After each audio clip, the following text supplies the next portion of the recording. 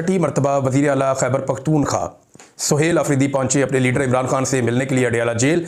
उनके पास अदालती अहकामात थे और अदालत ने ऑर्डर दिया हुआ था कि अदालती अहकामात के मुताबिक इनकी मुलाकात करवाई जाए इमरान खान से जेल में। लेकिन छठी मरतबा भी अदालती अहकामात को बूटों तले रौंद दिया गया और ये फैसला किया गया कि मुलाकात नहीं करवानी। तो 6 मरतबा एक शख्स पहुंचा अदालत में। वो लगातार हर हफ्ते अदालत जा रहा है और अदालत के अलावा वो अडयाला जेल जा रहा है और लगातार जा रहा है और फैसला अदालत का लेकर जा रहा है, लेकिन इसके बावजूद उसको मिलने नहीं दिया जा रहा। तो हुज्जत तमाम हो रही है।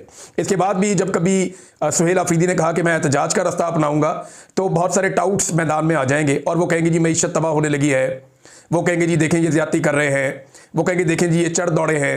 तो ये सारी चीज़ें उन्हें अभी देखनी चाहिए कि जब आप किसी को दीवार के साथ लगाते हैं, आईनी और कानूनी हक आप नहीं देते, जब आप अदालती अहकामात को बूटों तले रौंद देते हैं, तो फिर लोगों के पास एहतजाज के अलावा कोई और रास्ता बचता नहीं है। पूरी दुनिया में ऐसा ही होता है ना, जहां जहां पे लोग एहतजाज का रास्ता अपनाते हैं वो सिस्टम से तंग आकर अपनाते हैं। उन्हें पता चल जाता है कि सिस्टम काम ही नहीं कर रहा। यहां से आगे सिर्फ एहतजाज एक ऐसी चीज़ है जो सिस्टम को काम करने पर मजबूर कर सकती है। तो बहरहाल सुहेल अफरीदी साहब गए और उनके बारे में 2-4 प्रोपेगेंडा तौर पे मैं आपको बताता हूँ। एक तो यह है कि वफाकी हुकूमत के एक वजीर ने यह बात कंफर्म कर दी कि सुहेल अफरीदी की लगातार जासूसी की जा रही है। यानी पाकिस्तान की फेडरेशन लगातार एक वजीर आला की जासूसी कर रही है। जासूसी करना आज खुद एक नामुनासिब और गलत चीज़ है। आइन आपको आज़ादी का हक देता है, लेकिन अपने ही शहरियों की और ख़ास तौर पे एक वज़ीर आला की जासूसी करना ये इंतहाई नामुनासिब और घटिया हरकत है और जासूसी की जा रही है। ये फेडरेशन को कमज़ोर करने की एक साजिश तो हो सकती है, लेकिन ये पाकिस्तान को मजबूत करने का कोई काम नहीं हो सकता। उसकी वजह यह है कि जब आप इस किस्म की हरकतें करेंगे, एक सूबे के आइनी सरबराह की आप जासूसी करेंगे और फिर आप उसका बरमला इजहार भी करेंगे कि जनाब हम इजहार भी कर रहे हैं, बता रहे हैं कि हम इस शख्स की जासूसी कर रहे हैं, तो ये आप तौहीन कर रहे हैं उन 4.5 करोड़ लोगों की जिनका वो नुमाइंदा है, या उन वोटरों की जिन्होंने उनको वोट डाले हैं। ये तो लोगों ने एतमाद किया उनके ऊपर। आप होते कौन है जासूसी करने वाले? तो पाकिस्तान को कमजोर करने की साजिश है और ये कुछ नहीं है।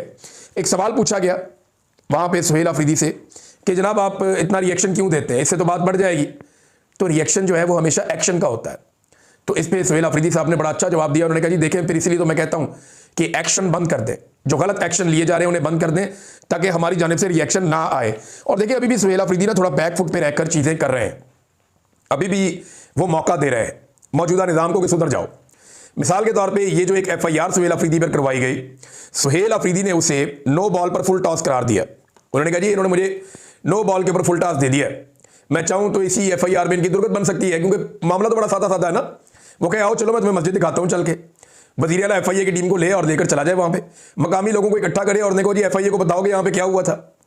FIA के अफसरान के सामने बंदे लाकर पेश करें जो बताएं जनाब कि कुत्ते वाली स्टोरी क्या थी और मसाजिद पे कब्जे वाली स्टोरी क्या थी और मकामी लोग किस वजह से एहतजाज कर रहे थे। तो ये बात का बतंगड़ बन जाएगा और बात फिर काबू से निकल जाएगी। लेकिन सुहेल अफरीदी ने कहा जी हम इसको क्वाश करना चाह रहे हैं। यानी मेरी जाती राय थी कि FIA को सुहेल अफरीदी अगर बुलाते और बुला के उनको इंटरव्यू देते और उनको फंसा लेते, बांध लेते और उन्हें कहते जी ये बंदे इनके भी इंटरव्यूज कर लो जरा जाके, और कहते जनाब इन बंदों से भी पूछो कि इन्होंने क्या देखा और क्या हुआ, तो FIA भी फंस जाती है, हुकूमत भी फंस जाती है। लेकिन वो यहाँ पे ऐसा लगता है कि उन्होंने मौका दिया और ये जो नो बॉल पे फुल टॉस थी इस पे शॉट लगाने से सुहेल अफरीदी साहब ने गुरेज किया। एक और बड़ी अफसोसनाक चीज़ हुई नाज़रीन, ये बहुत ही तकलीफदेह चीज़ है। देखिए ये जो खैबर पख्तूनख्वा में जरगा बुलाया गया था ना, ये हुकूमत ने बुलाया था और स्पीकर ने बाकायदा सबको इकट्ठा किया था। एक मुल्क के अंदर ना अलग अलग तरह के लोग रहते हैं, अलग अलग शनाख्त के लोग रहते हैं, उनकी अलग अलग सोच होती है और किसी भी जमहूरी मुल्क में इस बात की इजाज़त होती है कि आप अपनी अपनी सोच के मुताबिक अपनी ज़िंदगी गुजार सकते हैं।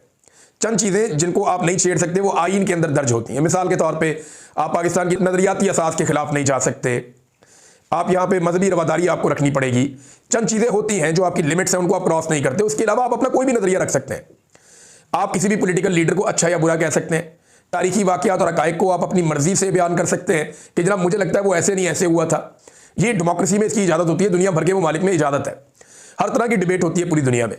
अब ये डिबेट के लिए जब बुलाया गया जरगा में, तो PTM के जो 2 लोग वहां पे आए थे वो कौमी तराने पर खड़े नहीं हुए। मुझे ज़ाती तौर पे इस पर अफसोस हुआ। यानी पूरी दुनिया में जाते हैं, आज भी अभी मैं यहाँ से जाऊँगा, एक प्रोग्राम होगा वहाँ स्पेशली मैंने उन्हें कहा कि जैसे ही नाते रसूल मकबूल सल्लल्लाहु अलैहि वसल्लम हो तो आपने उसके बाद कौमी तराना पाकिस्तान का जो है वो चलाना है, उससे हमें बड़ी एनर्जी मिलती है, तो अच्छा लगता है, हम सारे खड़े हो जाते हैं। ओवरसीज है जितने वहाँ वो खड़े हो जाते हैं और कई ऐसे लोग जो पाकिस्तानी नहीं भी होते वो भी खड़े हो जाते हैं। मुझे ज़ाती तौर पे अच्छा नहीं लगा जब पीटीएम के लोग खड़े नहीं हुए कौमी तराने पर, मुझे नहीं अच्छा लगा। लेकिन एक बात है कि क्या उसकी बुनियाद पे उन्हें अगवा कर लेना चाहिए? यही तो चीज़ें हैं जिन पे डिबेट करनी है। वो बोलते हैं हम नहीं खड़े हो रहे, वो बोलते हैं हम नहीं खड़े हो रहे, हम कहते हैं जी खड़े होना चाहिए ना, हमें रवादारी एक दूसरे की रखनी चाहिए। अफगानिस्तान का कौमी तराना होगा, मैं तब भी खड़ा हो जाऊंगा। यूनाइटेड स्टेट्स का होगा, मैं वहां पे मौजूद होऊंगा, वो सारे लोग एहतरामन खड़े होंगे, मैं भी उनके एहतराम में खड़ा हो जाऊंगा। हर एक के लिए आपको रवादारी की कैफियत रखनी पड़ती है ना। आप जहां मौजूद होते हैं वहां के लोगों की दिलादारी आप नहीं करते। तो पीटीएम के जो वहां पे दो साथी आए, उन्होंने नामुनासिब रवैया रखा, लेकिन उसके बाद जब वो वहां से निकले तो उन्हें अगवा कर दिया गया। अब ये इंतहाई बेइज्जती की बात है खैबर पख्तूनख्वा की हुकूमत के लिए भी और खैबर पख्तूनख्वा के सूबे के लिए भी, कि दो लोगों को आपने बुलाया, वो आपकी गारंटी पे आए। यानी जब वो आए जरगे में तो उन लोगों को तो पता है कि उनके साथ पीटीएम के लोगों के साथ हालात बड़े सख्त रहते हैं, इन्हें गिरफ्तार भी कर दिया जाता है, वो बेचारे छुपे रहते हैं, उनके अलग अलग मामलात हैं। कुछ लोग उनके मंजर-ए-आम पे रहते हैं, कुछ नहीं रह पाते, उनके कुछ लोग जो है माजी में मारे भी गए हैं, और कुछ लोग जो हैं वो बड़ी सख्तियां और मुश्किलात बर्दाश्त भी करते रहे हैं। अली वजीर उनमें से एक है। अब ये लोग जो पीटीएम के आए, ये वहां से जरगे से जब निकले तो इन्हें अगवा कर लिया गया, अब वो गायब है, उनका पता कुछ नहीं है। और ये सुहेल अफरीदी साहब ने भी कहा, गुलजफर खान साहब ने भी कहा, ये नामुनासिब रवैया है। वो हमारे मेहमान थे। देखिए, जब आप जरगे में किसी को बुलाते हैं ना, तो आप मामलात को हल करने के लिए बुलाते हैं, आप इख्तलाफात को खत्म करने के लिए बुलाते हैं, आप एक मुश्तरका लायामल बनाने के लिए बुलाते हैं। अब वो एक लायामल बनाने के लिए आए थे, आज नहीं तो कल वो हमारी बात पे आ जाएंगे, कुछ हम उनकी मान लेंगे, कुछ वो हमारी मान लेंगे, कुछ इंसाफ उनको फराहम कर दिया जाएगा, कुछ वो रियासत के करीब आ जाएंगे। उम्मीद तो ये रखनी चाहिए ना हमेशा, और पॉलिटिकल लोग यही करते हैं। लेकिन जिसके पास डंडा हो, ताकत हो, बंदूक हो, वो कहता है उठाओ, गायब करो, मारो, कत्ल करो। तो इस तरह तो मुल्क नहीं चलता ना, इस तरह तो डिबेट नहीं होती। पाकिस्तान में डेमोक्रेसी है, लेकिन अभी हमारे आइन में तो यही लिखा है कि पाकिस्तान में जमहूरियत है। लेकिन पाकिस्तान के वज़ीर दिफा ने तो कह दिया कल कि हमारे डीएनए में जमहूरियत नहीं है, हमारा तो कल्चर नहीं है जमहूरियत का। वो खुद ही उसने कह दिया। वो तो अब आमरीत के दाई बन चुके हैं। अपनी जिंदगी के इस हिस्से में ख्वाजा आसिफ साहब ने अपनी पूरी सियासत को एक दरिया को कूजे में बंद कर दिया। उन्होंने बताया कि उनके डीएनए के अंदर ही जमहूरियत नहीं थी। ये तो वो नौसरबाजी कर रहे थे, दो नंबरी और फ्रॉड कर रहे थे, रंगबाजी कर रहे थे, पूरी दुनिया को बता बता के मैं जमहूरी हूं या मेरा लीडर जमहूरी है। नवाज शरीफ साहब की चेहरे से भी जमहूरियत का नकाब उतरा कल। मियां साहब ने कल बड़ी एक्टिंग की, बड़ा शो करने की कोशिश की, जैसे today I am not happy, यानी मैं बड़ा उदास हूं, मेरा दिल नहीं लग रहा है असेंबली में, मैं बात करने के मूड में भी नहीं हूं। बात करने के लिए था ही कुछ नहीं। 3 दफा का वज़ीर आज़म और पाकिस्तान की एक ऐसी पॉलिटिकल पार्टी जो अभी इक़्तिदार में है, उसका हेड, वो आता है जनाब असेंबली में और एक लफ्ज़ बोले बगैर चला जाता है। बोले क्या, कहे क्या, कहने के लिए बचा ही कुछ नहीं है, और बिला वजह शर्मिंदा होने की एक्टिंग कर रहे हैं या मजबूर होने की एक्टिंग कर रहे हैं। कोई मजबूरी नहीं है सिवाय इसके कि इक़्तिदार की ख्वाहिश है और अवाम का खौफ है, और इसीलिए इमरान खान साहब को जेल में बंद किया हुआ है, और हर वो कानून साजी करते जा रहे हैं जिससे इमरान खान साहब को लंबे अरसे तक जेल में बंद रखा जा सके।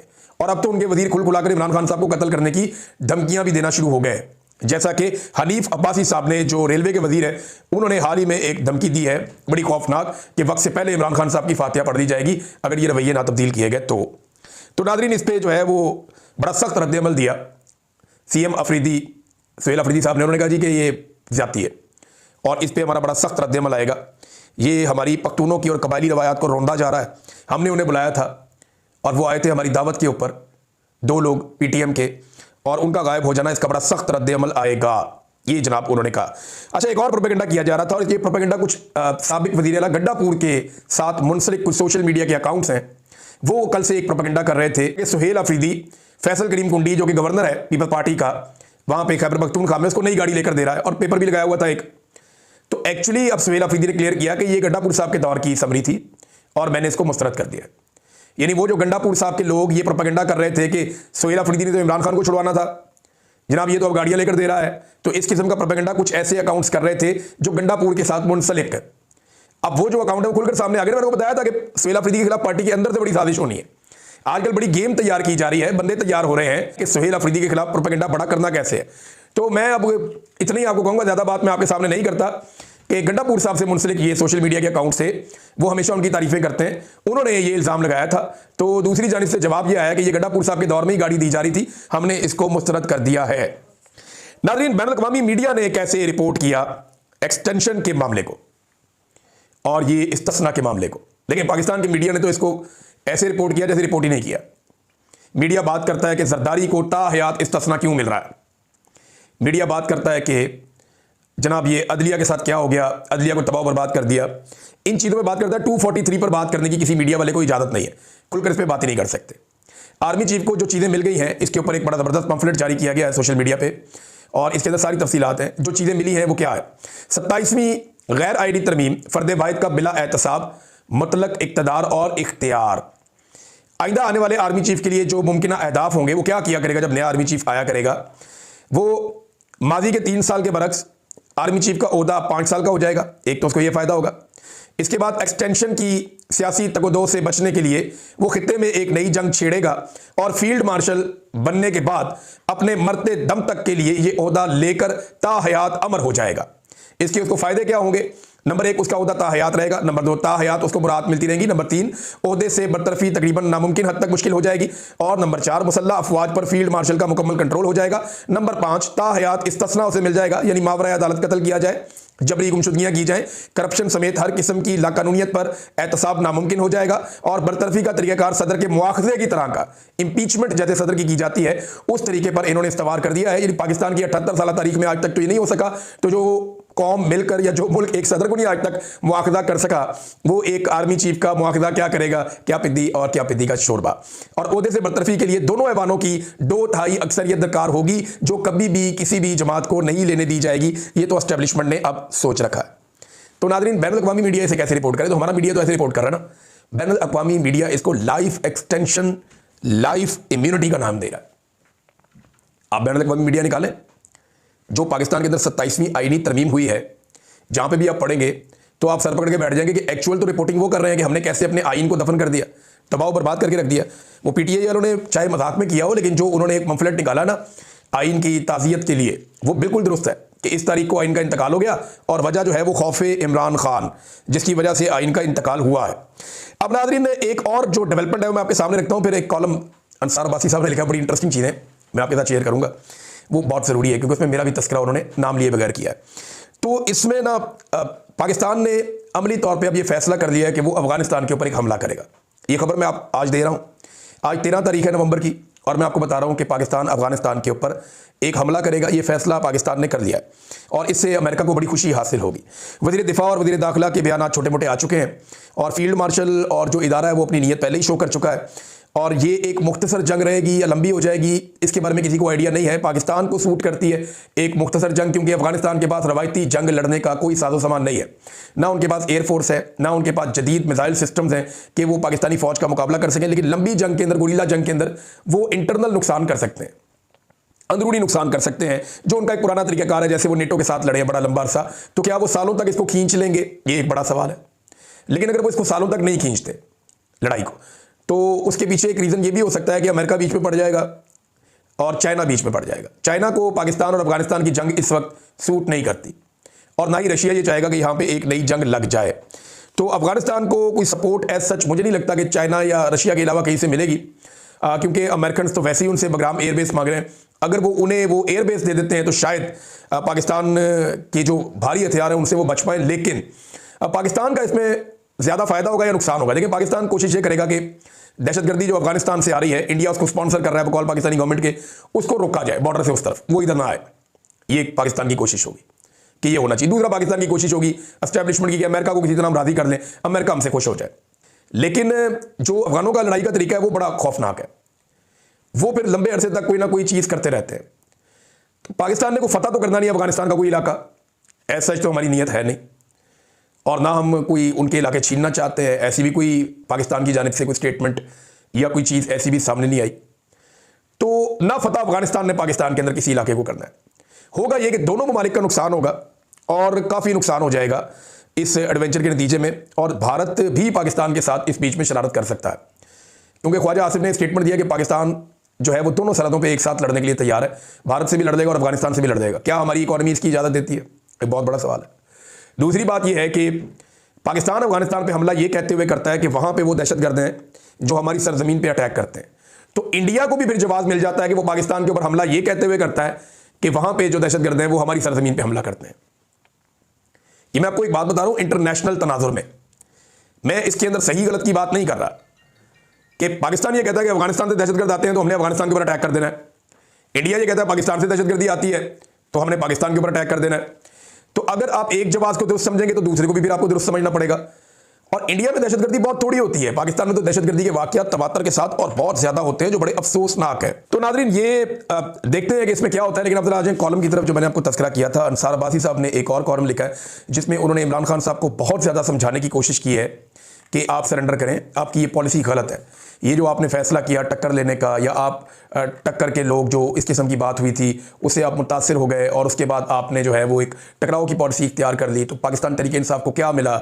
आपकी मकबूलियत होने के बावजूद आपको कबूलियत नहीं मिली, और आपने जो तसादुम हुआ, जो एक नफरत को हवा दी गई और जो सोशल मीडिया के ऊपर नफरत फैली, तो इससे पीटीआई तबाह बर्बाद हो गई। इमरान खान साहब अपना मौक़िफ़ तब्दील करें, नॉर्मल किस्म की सियासत जो बाकी जमातें करती हैं उस तरह करें और फिर अपने लिए रास्ता बनाएं।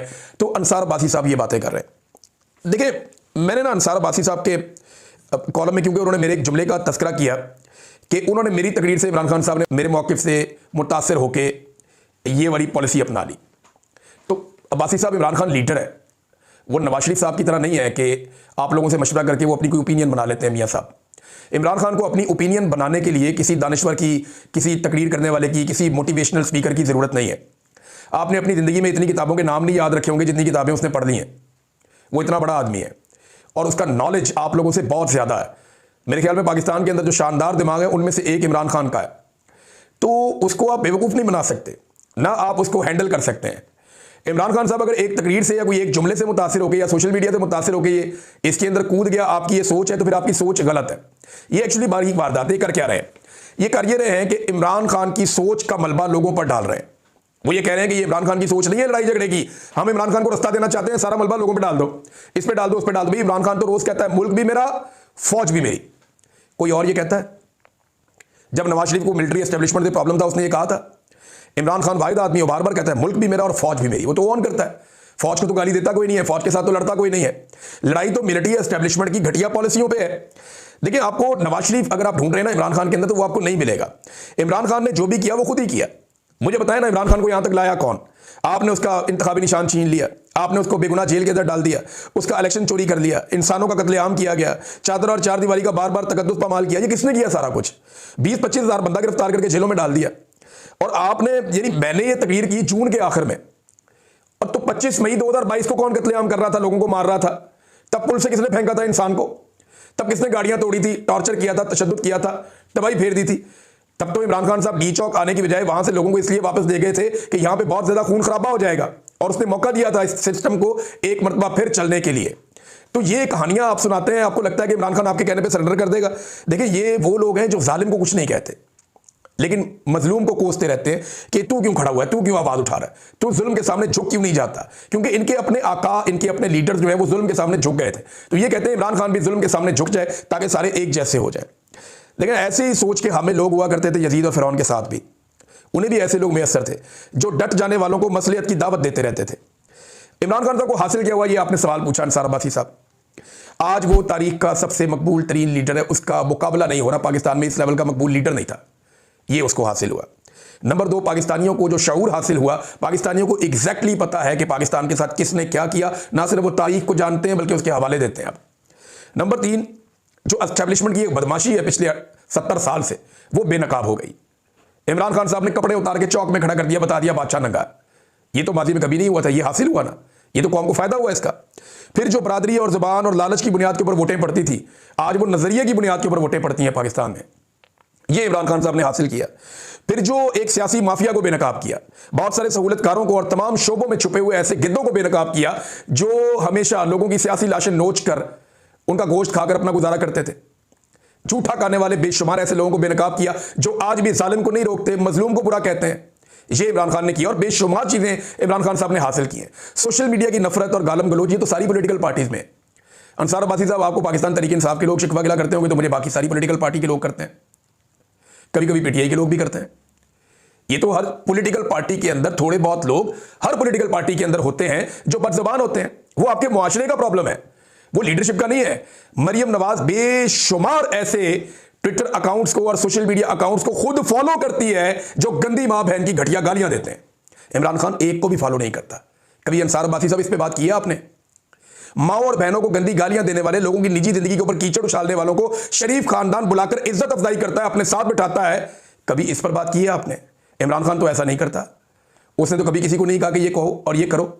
इमरान खान की पार्टी में आज कितने पार्लियामेंटेरियंस हैं, उनमें से किसके मुंह से आप गालियां सुनते हैं? लेकिन मैं आपको बेशुमार दिखाता हूं पीएमएलएन के और पीपल्स पार्टी के जो गालियां देते हैं, बदतमीजी करते हैं। तो ये इस हमाम के अंदर सारे लोग तकरीबन एक जैसे नंगे होते हैं, क्योंकि एक सोसाइटी है ना, एक सोसाइटी है, उसका एक हिस्सा जो है उसकी जुबान थोड़ी सी बुरी है। तो वो जो एक हिस्सा जिसकी जुबान बुरी है, जिसको किसी सूरत में जस्टिफाई नहीं किया जा सकता, वो हिस्सा सारी पॉलिटिकल पार्टी के अंदर है थोड़ा बहुत। आप किसी एक पॉलिटिकल पार्टी को निशाना नहीं बना सकते। ये बारीक वारदात है जो आप लोग डालते हैं। आप देख लें जाकर कौन लोग गालियां देते हैं और क्यों गालियां देते हैं, आपको समझ आ जाएगी। अरशद शरीफ की लाश का मजाक कौन लोग उड़ा रहे थे? खुदा का नाम ले अंसार अब्बासी साहब, वहां पे आपकी जुबान नहीं खुलती। वजह सिर्फ एक है, ये लोग चाहते हैं कि क्योंकि नवाज शरीफ ने सरेंडर किया था तो इमरान खान भी सरेंडर कर दे। भाई मियां साहब ने सरेंडर करके इक़्तिदार ले लिया, इमरान खान साहब कहता है मुझे नहीं चाहिए फिलहाल। और अगर वो सरेंडर नहीं कर रहा तो ये तो अच्छी बात है कि पाकिस्तानी कम से कम इस एक अजाब से तो जान छूट जाएगी कि बंद कमरों के फैसले करो, मुल्क को जैसे मर्जी चलाओ। वीडियो काफी लंबा हो गया नाज़रीन, बाद में बात करते हैं। तब तक के लिए अपना ख्याल रखिएगा, अपने चैनल का भी। अल्लाह हाफ़िज़।